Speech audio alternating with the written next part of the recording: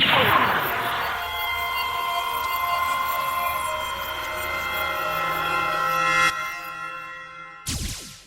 guys, Scarrow97 again. This time with a review of the 1/44 scale high-grade Gundam Build Fighters Lightning Gundam from the Gundam Build Fighters Tri series. And for the main colors, this thing is pretty unique. It has dark blue for the top of the chest, on the shoulders here, bottom of the feet, and on the legs. And other than that, it has a lot of very light bluish gray on almost the entire thing. And like I said, that's not a color we see too often, at least not for the entire mobile suit. Then the detailed colors are the typical Gundam style. We have a red cockpit, we have some yellow for the vents, for the fin, here on top of the head, and of course we have gray for the joints, the hands, and a few other detail pieces. Then the yellow here, that is a piece, also on the inside, you gotta do that yourself. Then moving on to stickers. Already here at the bottom, we have two very big yellow ones, and well, we do get a fair amount of stickers. We get some yellow ones here for little detail on the arms. That's completely to be expected. We have two ones for the eyes, one for the right, and one for the left. We have one for the main camera. On the back of the head, unfortunately not, but the cool thing about this set here, well, about this sticker sheet is we have a lot of leftover green here on the plate. So even though we don't get a separate sticker to put in here, this is plenty of green to cut off your own piece and put it in there. Also, if you have some other weapons hanging around or other mobile suits with cameras that don't standard come with stickers, you can just cut out a piece here and use it for that.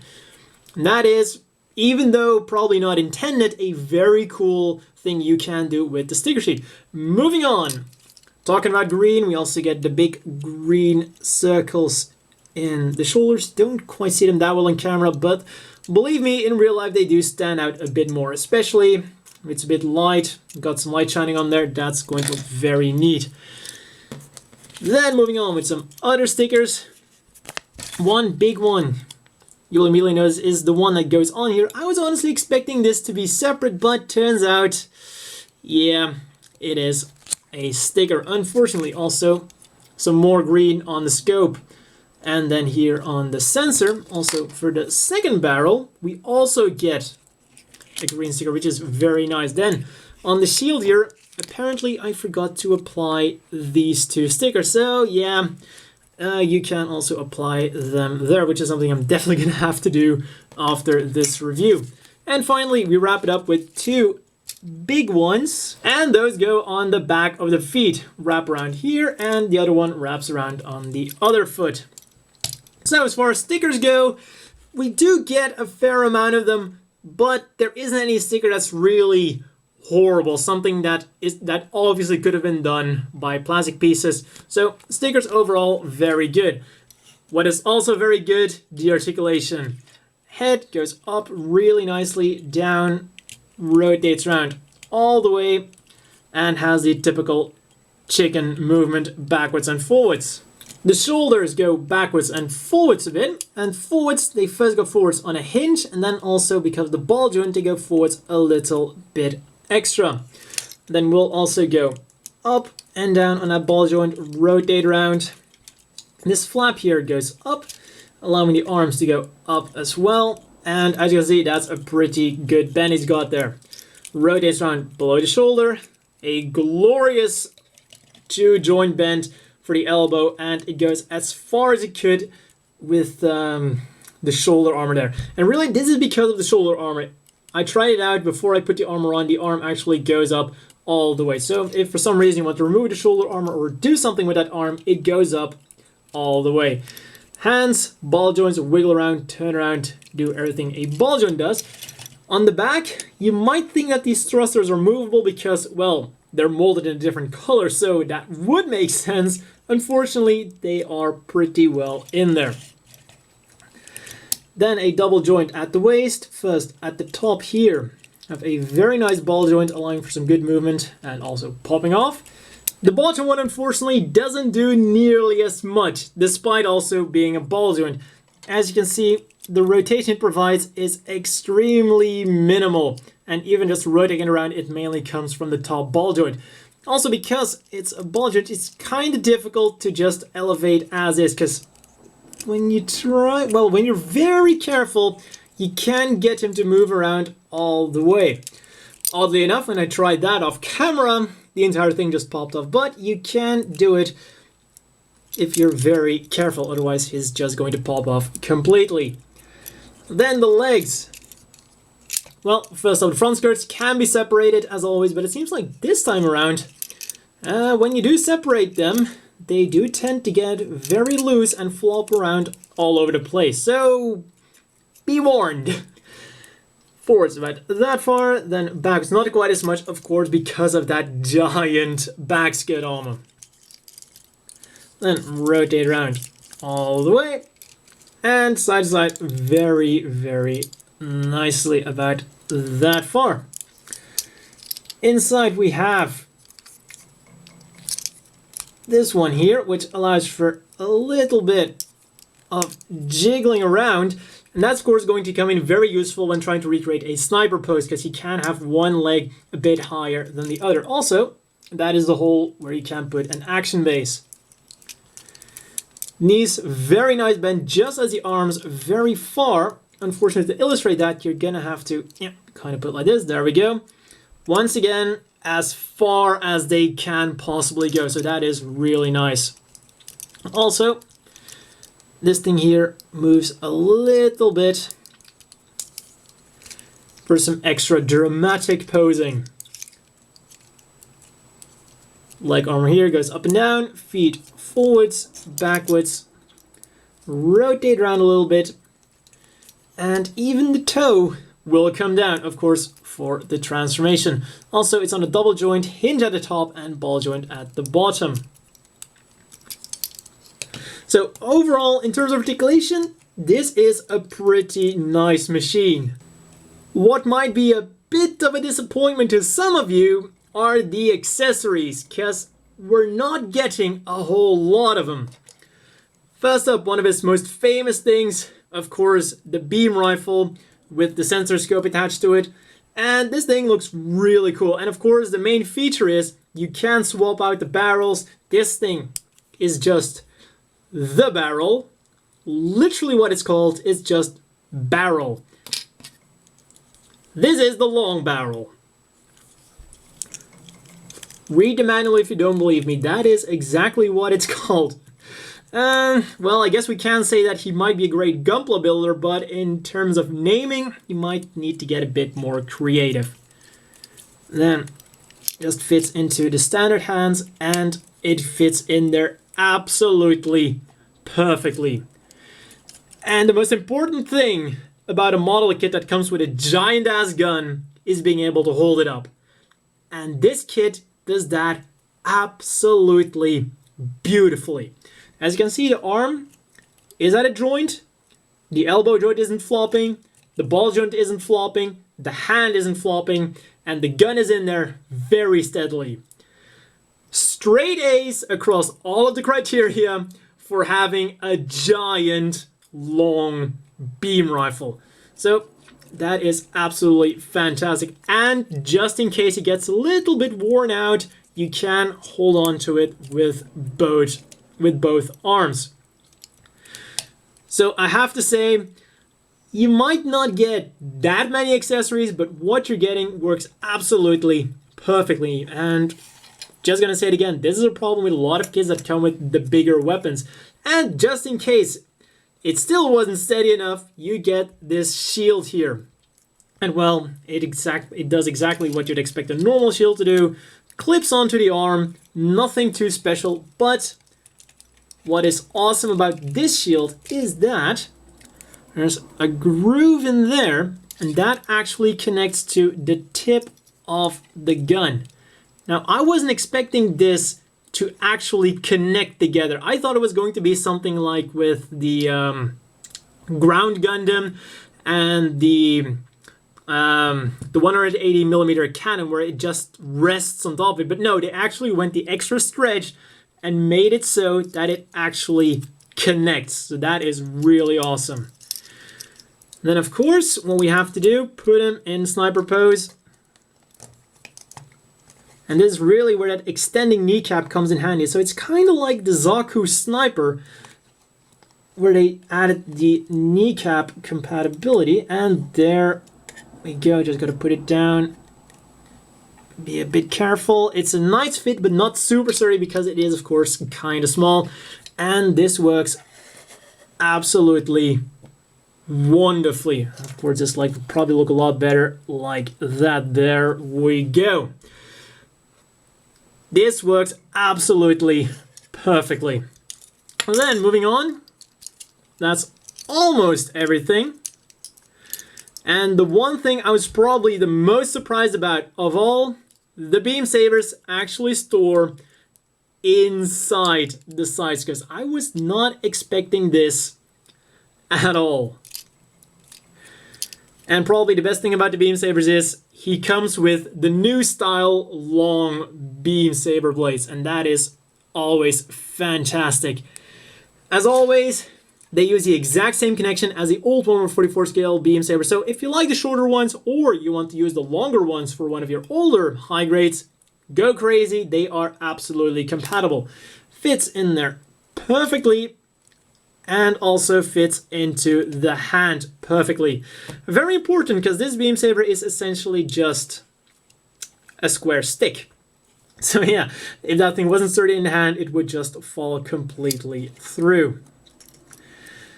So like I said, that's all for the accessories that we're getting. Not a lot, but everything that we do get works absolutely perfectly. We have a long-ass beam rifle that he has no problem whatsoever holding on to. He has beam sabers, which he has no problem holding on to whatsoever. And both of these things, unfortunately, aren't always the case. And to top it all off, this thing, well, the beam sabers actually go onto like the sides of the mobile suit. That was something I wasn't expecting at all. And final thing that we are getting, an open palm hand for the left arm. Yeah, kind of to hold on to the sniper rifle in case you don't want to hold on to the extra handle here, which of course also goes forwards and backwards quite nicely. The handle itself does not move. And a final thing I want to discuss with this machine, all of the hard points that we're getting on this thing. And they're actually quite a lot, and I'm absolutely positive that even with the newest upgrade this thing is getting, they haven't used all of them. We get 2 on each of the shoulders, 1 on top and 1 on the side flap here, which of course moves up and down, and that is going to be very useful when planting some accessories on there. Then on the arms, of course, we get 1 on each of the backs of the arms. On the backpack, we have 1 here, which is also going to be useful, for example, an action base. We have 1 here. And before you get too excited about striker pack compatibility, well, with the traditional striker packs, so far the AL striker didn't work. The IWSP for some reason latched onto the head. Something at first I thought it was compatible with the IWSP, but it turned out it wasn't actually the peg connecting in the back, but literally the 2 sidebars, which are, I believe, sensors, somehow sandwiched the head, which led to a connection, which I didn't realize at first, which was kind of funny thinking back about it. But moving on for more hard points, 1 on the side of the legs, 1 each, and surprisingly enough, also on these edges of the front skirts, which is cool actually. And also on each of the side skirts, we have 1 hole each. So that means that this thing is going to be highly customizable with all of the customization options Bandai is releasing nowadays. And of course, finally, to end on a little bit of a sad note, this set does not include the Lightning backpack. So you will not be able to transform the Lightning Gundam with this set alone. And for this guy, well, if you want to see the transformation, definitely check out my review of this thing, which will be up in a few days, or if you're watching this in the future, click on the screen right here. As always, the inevitable question is, do you want to buy this? And overall, I would say yes. 1,600 yen might sound like a bit of an expensive price for an incomplete model kit, but all things considered, what it does have and what it does do, it does very well. I was very pleased with the strength of the arms, holds onto the beam sabers very well, and on top of that, the beam sabers are the new long style beam sabers, which are absolutely gorgeous. And in my personal opinion, these are some of the best beam sabers. Exactly the good length, really nice red color, overall just fantastic. And you know, you do have the two modes of the beams rifle and all that kind of stuff. We have good articulation, it looks good, doesn't have any real preventable stickers other than perhaps the ones on the heels, but overall it's a very good thing for what it is.